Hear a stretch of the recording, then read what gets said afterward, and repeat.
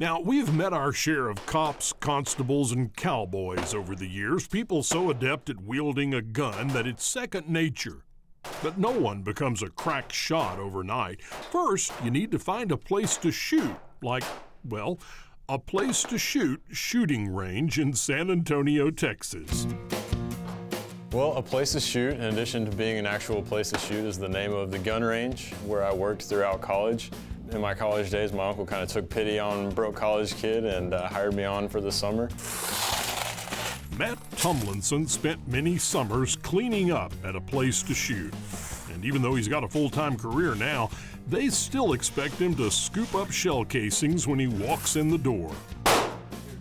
In our firing range, we have a grate that's on the floor. So anytime the casing leaves the gun, it'll fall through the grate, roll down an incline, and they just kind of collect there. And we'll go through and scoop these things up, and over the course of a week, you could have tens of thousands of rounds that accumulate from all the shooters that we have coming out here. After handling a boatload of brass, Matt started to wonder if there was a better use for the spent casings. That's when he took a shot at the art world.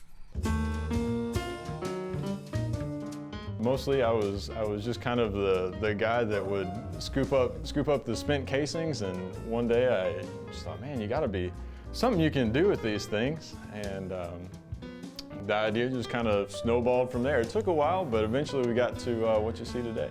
What do you call this? I just call them bullet canvases. What began as a hobby has now become Matt's full-time career. His work combines artistic skill with a bit of carpentry to create stunning images. Not bad for someone who once made his living as a tour guide. I was a riverboat captain on the Riverwalk. Yeah. Can you still do the spiel that those guys do? Hey guys, welcome to Riverwalk. My name is Matt. I'm going to be your boat captain today. We're going to have a good tour. It's going to be about 3.5 hours long. I'm just kidding. We'll get you back here in less than 3 hours. It's going to be about 35 minutes. I got a few rules for you guys, if you would. Stay seated for me. Try not to look over the edge. If you fall in, remember this. Stand up. Water's about 3 to 4 feet deep. You're going to be just fine.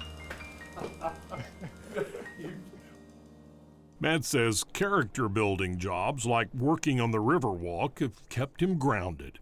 His most recent pieces have gained him a little notoriety in the art world, but he's never forgotten where he started. I saw this laying over there. Okay. This doesn't look like all the others.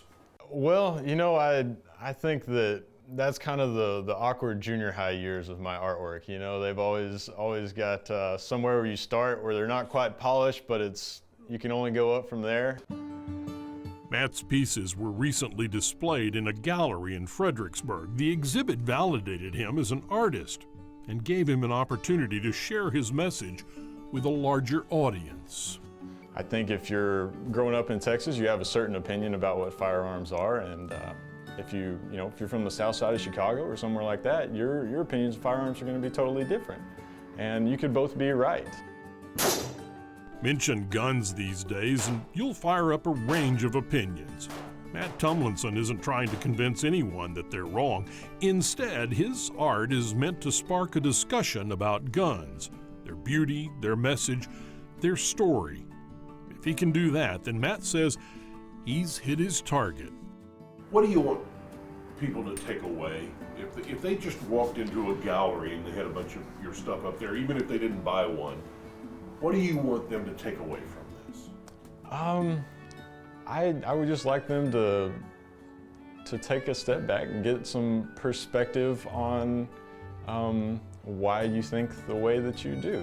Come away with looking at something from somebody else's point of view is what I would like them to take away from that.